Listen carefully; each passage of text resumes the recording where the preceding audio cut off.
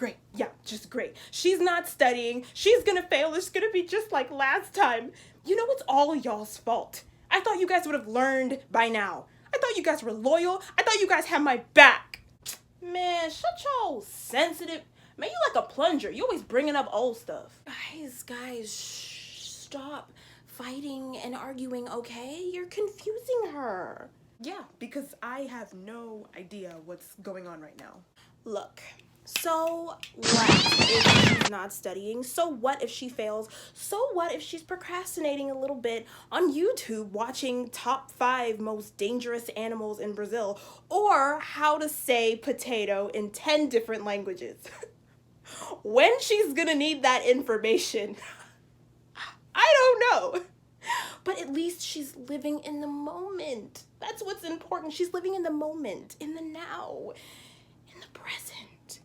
Look, whatever you're smoking, I'm gonna need you to stop. Your future's not looking very bright, buddy. Oh, that's cute, because neither are you both. You mad? Okay. Look, please study, okay? Because the choices you make right now are gonna affect your future. Study! Because I am currently having a mental breakdown, and oh God, I hate it here. No, I really do. Let's get on with the video. You believe in me, life isn't what it seems. North Pole cold, my little heart, it be freezing. I got the big Drake, though I don't be all in my feelings. I got the big bankroll, I don't be having no children. Try to take my soul, you ain't having it, nigga. Baby, go around, hold yeah, solo, hope yeah, solo, hope yeah. They don't know you. Slowly kisses passing by the river. Hey guys, welcome back to another REN talk. Hope you guys are doing well. You guys are having a great start to your spooky season. Please excuse the way I sound. I do not have the... we can't say it because of YouTube, whatever. But I have like really bad allergies right now, and they get like really bad. So please excuse that. So this REN talk is not your ordinary REN talk. This is actually a class facilitation, discussion, whatever you want to call it, for my positive psychology class. So that being said, shout out to all my classmates that are watching, if you guys are watching, and shout out to the OG, Dr. Mario.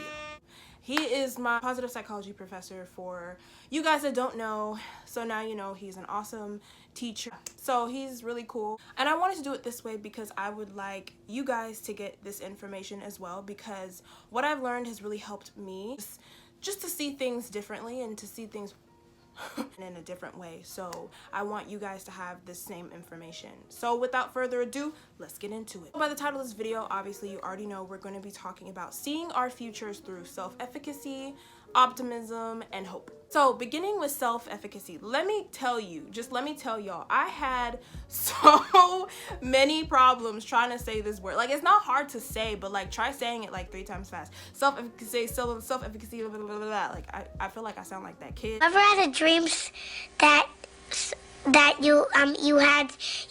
So self-efficacy is the belief that one's skills and capabilities are enough to accomplish their desired goals in a specific situation. That's a lot, I know. Basically, it's believing that you have faced what it takes and have garnered the skills to apply it to whatever situation comes your way and be able to succeed. However, we often let other things get in our way, whether it be other people, other circumstances, our past failures. So this term was created by this really cool dude named Albert Bandera. And to put self-efficacy in more simpler terms, you guys remember that train, the little train that could, the I think I can train. Everything that was going on around him and all the circumstances going on around him, and said, I think I can do this, because this is what is riding on me. And I believe that I have what it takes to take me to my desired goal, if that makes sense. So another guy named Baron Maddox also defined self-efficacy as what I believe I can do with my skills under certain circumstances or conditions, which means to accomplish my desired goal, which is called the outcome expectancy. And then the actions necessary to accomplish those goals are called efficacy expectancies. So Bandera also kind of gave some developmental thoughts, I guess, as to how self-efficacy develops. We have number one, which are previous successes in similar situations. So these are situations basically where you succeeded, you did great, you made it from point A to point B, and those are kind of situations where you can reflect on how amazing it felt, how great you did. You have number two, which is modeling on others that were in similar situations as you were. So these are other people that you've seen go through something similar and kind of what they did and what their game plan was. Third is imagining oneself behaving in such a way, or basically behaving effectively and getting that goal or getting what you wanted. So the fourth is undergoing powerful advice from trustworthy influencer type people and just being moved by their words. So this is something that I personally do a lot too. I have a lot of people that I quote, or a lot of people that I can remember watching their content, or, you know, listening to music. It can be music, it can be whatever, something that inspires you. The fifth and final one is arousal and emotion. So when negative emotions arise, self-efficacy is undermined, so it goes down. But when arousal is paired with positive emotions, self-efficacy is more heightened. The cool thing that Bandera addressed is situation-specific efficacy. So this is not just in general, but in terms of a specific situation, like in my love life or my friend life or my family life, somewhere where I can apply my beliefs and the challenges and the skills that I've been able to go through in that specific part of my life. Well, another really cool thing about self-efficacy is that it can also be applied to culture and gender roles. In our textbook, we read about how, for example, women are tend to be pushed towards more language arts and stuff like that, while men are more pushed towards computer science and math and all those things, because they are geared, or geared? Like just put forward into that direction. Really cool to see just how social norms and roles and our gender roles, or what's correct, that affects how we see ourselves and our skills and what we think we're capable of doing. It's also been measured and known to help in social and emotional development, help in your overall physical health as far as exercising or going to go get help, talking to a therapist, and basically just helping us to better cope, because efficacy is lacking in that department and in those areas. So now we gonna talk about optimism. Oh my God! Wow! So I'm pretty sure you guys have heard optimism many times, like you should be more optimistic, or stop being so sad, stop being emo, like, you know, smile more. Stop it, get some help. Stop it.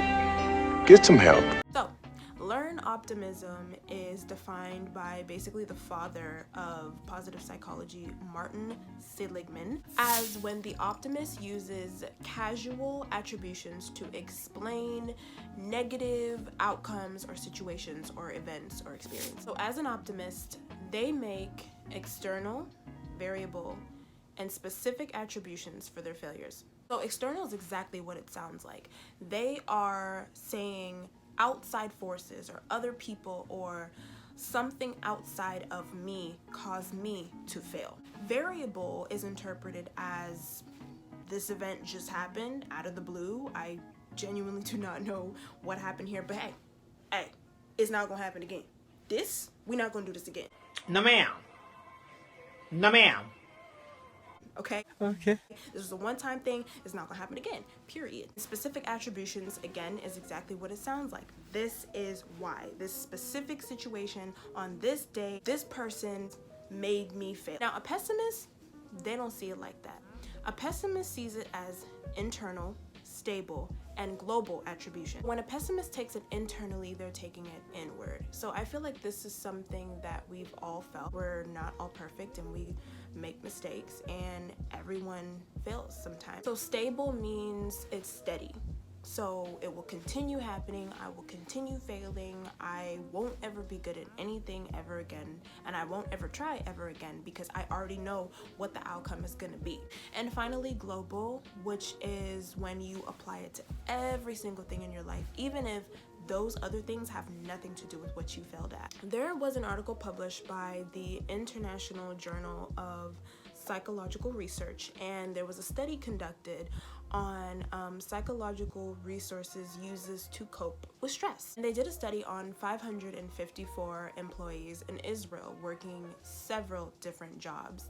And they broke it down into 3 categories, which is change, acceptance, and withdrawal. Change being the individual understands that they have a really big problem. So now it's more focused on problem solving. Acceptance meaning, okay, the individual has to accept the fact that they are stuck, they are stressed, but they must adapt to the situation. Concluded the study, and it's as follows, that the more psychological resources one has, the more they will choose coping by change or acceptance rather than withdrawal. So those in high self-efficacy saw stress as hurdles to overcome. This definitely gave me a new outlook on how to see issues and how to see problems and figure out why it is that I'm stressed, rather than just saying, oh my gosh, I'm stressed out, I'm a failure. And last but not least, we're gonna talk about hope. So hope is defined as goal-oriented thinking, in which one believes that they can or have the ability to follow a certain path to reach their outcome. To break it down even more, a person uses pathway thinking, which is problem solving or coming up with a new route when this route is blocked, like it's a no-go. It can be, you know, hope in form of positive self-talks. Affirmations are really big right now. Speaking positively, speaking positive things into existence, and speaking as if it already happened. This is kind of where we get into the past, the present, and the future, i.e. that skit in the beginning. The good thing about analyzing the past is that you're more thoughtful and you think about everything that you've overcame or things that you've been through. The bad part is that people tend to want to live there. I.e. you like a plunger, you always want to bring up old stuff. The ghost of present. So the cool thing about being in the present is that you are, just like it says, you are present, you're in the moment. It's important to be in the moment and be in the now. You're not just existing, but you're living. The problem is, a lot of the choices that you choose to make, you won't think about how it's going to affect my future. You won't think about the consequences. You're just going to be like, you know what, I'm just going to do it for the heck of it. And there's nothing wrong with wanting to just get the most out of your life. Heck, I'm the biggest advocate for that. But you gotta ask yourself, at what cost? The ghost of future. The good thing about the future is that you are careful when you make your choices, and you're thinking about how it's gonna affect you, how it's gonna affect your friends, your family, just making decisions that you know are going to help. The problem is, just like the present, you won't be in the present. You're going to be more closed off. You're going to be careful with every little decision you make, and you're going to miss out and lose out on a lot of the little things. Personal story time. I remember there was a time where I was in a show, and this was a very, very, very big show. And I had never had a role like this in my life. Like, this role definitely took a lot out of me. I was thinking all types of things. I was like, oh my gosh, what did I get myself into? Like, I'm not gonna be able to do this. I had a very bad case of imposter syndrome. And in that moment, I felt so alone every day. Like, it was just really, really hard for me. And I felt like I was losing my mind. It felt like I was slipping and I was just falling. And I remember there was a couple of people that had been in this situation that I had called on, and no one could help me. And it really hurt, because for the first time I really felt like, dang, like I'm really left for the dogs. Like, I'm really out here in the wilderness, and I felt so alone, so scared, and I didn't want to let other people down. I didn't want to look stupid. Like, I was already painting a reality in my mind. I was already painting the future in my mind. I'll never forget, I was in my car and I was just crying and crying, and all of a sudden, it was almost spiritual. Like, I really believe that it was. I stopped, I cleaned my face, I wiped my face up, and I was like, wait a minute, what am I doing? I said, why am I crying? Then I said, wait a minute, everything you need is inside you. Everything you need is right here and right here. That's all you need. It was already given to you. You already had it. And that voice, it was so loud. I said, okay, I ran with it. I came out on top, and the outcome was better than I expected. I feel like this just goes to show that you can make it. You have everything you need. You already have it inside you. My mom always used to say, no condition is permanent, meaning whatever you're going through, that feeling is not gonna last forever. And one thing to remember is that we don't know what the future holds. And some things you just can't control. I'm not sure if you guys all know the story of the Pandora's box. It's a story that I heard a long time ago, but I remember I was watching Charmed, the old one, like from the early 2000s. Love it. I'm rewatching it right now. And it was the episode with the Pandora's box. So basically, if you guys don't know the story, very short, Zeus gave Pandora a box and told her, hey, you can't open it. There's a lot of different versions of the story, but whatever.